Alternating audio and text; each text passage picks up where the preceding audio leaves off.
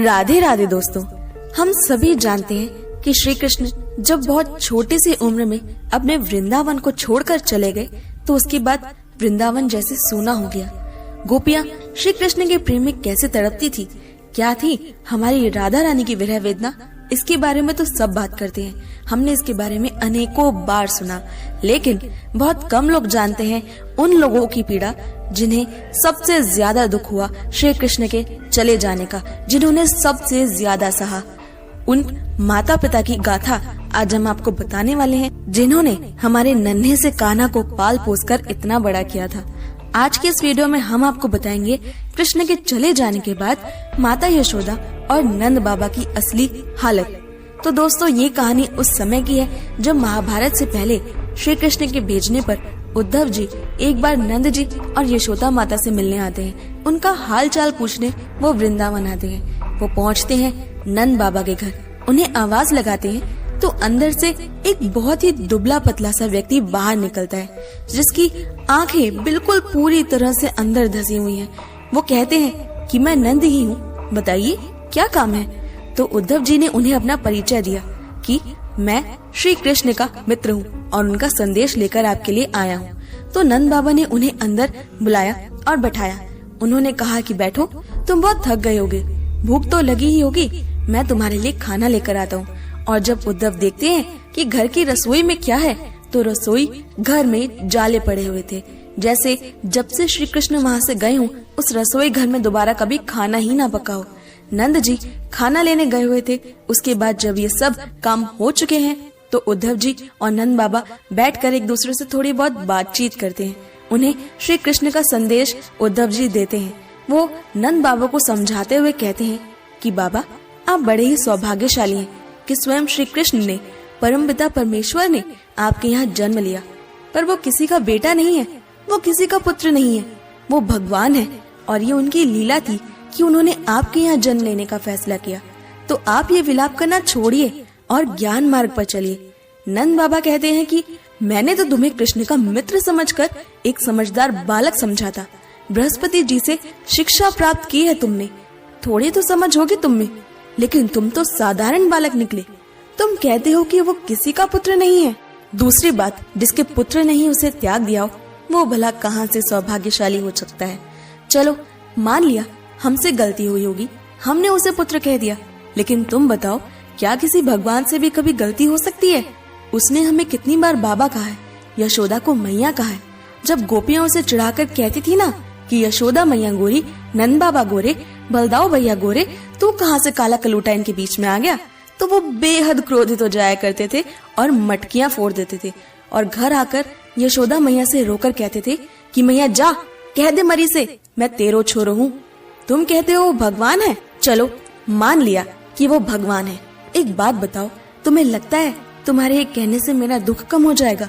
मुझे तो लगा था कि जो भी है अब तक भगवान के भरोसे ही चलता रहे। भगवान किसी ना किसी दिन सबकी विरह वेदना को हर ही लेते हैं। आज पता चला वो भगवान ही हमें छोड़कर चला गया। भगवान हमारा घर छोड़कर चले गए। और तुमने क्या कह दिया ये उद्धव?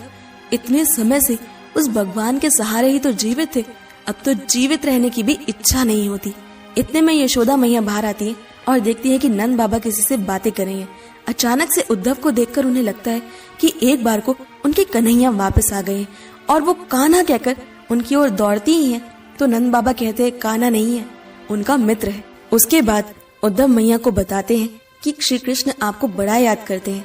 मथुरा में तो वो गौरस से बनी कोई मिठाई भी नहीं खाते थे, कोई खाना वो गौरस से बना हुआ नहीं खाते थे। वो कहते थे मुझे मेरी मैया की, मेरे वृंदावन की बहुत याद आती है। अपने बेटे के इस दुख को सुनकर मैया बेहोश हो जाती है।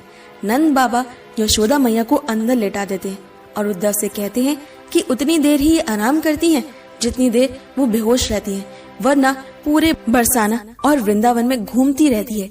पेड़ों से, गोवर्धन पर्वत से पूछती है कि तुमने मेरे कान्हा को देखा है क्या?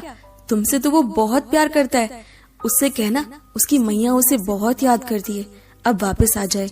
घर घर जाकर गोपियों से पूछती है कि तुमने मेरे कान्हा को अंदर छुपा रखा है ना, वो अंदर ही है ना, मेरा कान्हा मुझे लौटा दो। मैं तुम लोगों से वादा करती हूँ वो कभी किसी की मटकियां नहीं तोड़ेगा, किसी के घर चोरी नहीं करेगा, मैं उसे बांध कर रखूंगी, पर मैं उसके बिना नहीं रह सकती। मैं जानती हूँ तुम ही ने उसे छुपाया है। मुझे मेरा कान्हा वापस लौटा दो। उद्धव के पास माता यशोदा और नंद बाबा की इस पीड़ा का अब कोई जवाब नहीं था और वो उल्टे पांव वापस श्री कृष्ण के पास लौट जाते हैं। भगवान कृष्ण से रोते हुए कहते हैं कि वो लोग आपसे इतना प्रेम करते हैं, आप उनके पास वापस क्यों नहीं लौट जाते प्रभु? आप उनके लिए कुछ क्यों नहीं करते हैं? तो कृष्ण अपनी मजबूरी बताते हैं कि जरासंध बार बार यहाँ आक्रमण कर रहा है। उसे जरा सी भी भनक लगी कि मेरे प्रिय लोग वृंदावन में रहते हैं, वहां के लोगों को वो बार बार परेशान करेगा। और दूसरी बात, तुम्हें क्या लगता है मैं अपनी मैया की चिंता नहीं करता? जब वो पूरे दिन वृंदावन में इधर से उधर मुझे ढूंढते हुए भटकती है और भटकते भटकते बेहोश होकर गिर जाती है, पूरी तरह से थक जाती है, तो तुम्हें क्या लगता है उन्हें सही सलामत उठाकर घर तक कौन छोड़कर आता है? दोस्तों, एक और वक्तव्य आता है जो हमें यशोदा मैया के प्रेम की गहराई बताता है। इसमें एक पथिक होता है जो वृंदावन आता है और वहां पर आकर वो एक गोपी से पूछता है कि मुझे नंद बाबा और यशोदा मैया के घर जाना है, क्या आप मुझे रास्ता बता सकती हैं? तो उन्होंने उन्हें बताया कि ये जो दो नदियां जा रही हैं, एक काले रंग की, एक सफेद रंग की, जैसे जैसे आप इस काले और सफेद रंग की नदी के पीछे चलते जाएंगे, आपको नंद बाबा और यशोदा मैया का घर मिल जाएगा। ये नदियां उसी घर से निकल रही होंगी। पथिक को पहले थोड़ी हैरानी हुई कि एक तो काले रंग की नदी है, एक सफेद रंग की नदी है और ऊपर से किसी घर से निकल रही है। खैर, उसने ज्यादा ध्यान नहीं दिया, वो उन नदियों के पीछे पीछे चलता गया। और सबसे हैरानी वाली बात यह है कि वो दोनों नदियां जिस उद्गम से निकल रही थी, वो उद्गम थी यशोदा मैया। वो सफेद नदी दूध की नदी थी जो श्री कृष्ण के प्रेम में यशोदा मैया बहा रही थी, और वो काला रंग वो यशोदा मैया के काजल का रंग था। वो काजल जो हर दिन उनकी आंखों से श्री कृष्ण के प्रेम में रोने के कारण बहता था। कई बार बताया जाता है कि ये पथिक और कोई नहीं, उद्धव ही था, और इसके माध्यम से उद्धव जी श्री कृष्ण के घर का पता लगाते हैं। कई बार ये भी कहा जाता है कि वो पथिक वास्तव में कोई और ही थे। जो भी हो, लेकिन ये कहानी साफ तौर पर साबित करती है कि कितना प्रेम यशोदा मैया श्री कृष्ण से करती हैं कि जब वो रोए तो काजल की नदियां बन जाएं, और जब वो श्री कृष्ण अपने पुत्र के प्रेम में दूध बहाएं तो नदियां बन जाएं दूध की। दोस्तों, ऐसा नहीं है कि हमारे श्री कृष्ण को हमारे नंद बाबा और यशोदा मैया की कोई फिक्र नहीं है, पर उनका विरह श्री कृष्ण के प्रति उनका ये प्रेम ही उनकी असली साधना है। ये साधना वो परम साधना है जो लाखों तपस्वियों को लाखों साल तक करने के बावजूद भी प्राप्त नहीं हो पाती। इतने सालों तक इस साधना, इस विरह वेदना को सहने के कारण ही वो एक बार में श्री कृष्ण को प्राप्त कर लेते हैं। प्राप्त क्या, श्री कृष्ण खुद उनके प्रेम के अधीन हो जाते हैं। आपको ये कहानी कैसी लगी हमें कमेंट करके जरूर बताएं, और अगर आपको ये वीडियो पसंद आई तो उसे लाइक, शेयर और हमारे चैनल को जरूर सब्सक्राइब कर लें। नोटिफिकेशन बेल भी ऑन कर लें ताकि हमारी सारी नई वीडियोस की नोटिफिकेशन सबसे पहले पहुंचे आप तक। मैं मिलती हूँ आपसे अगली वीडियो में, तब तक के लिए stay happy and Radhe Radhe.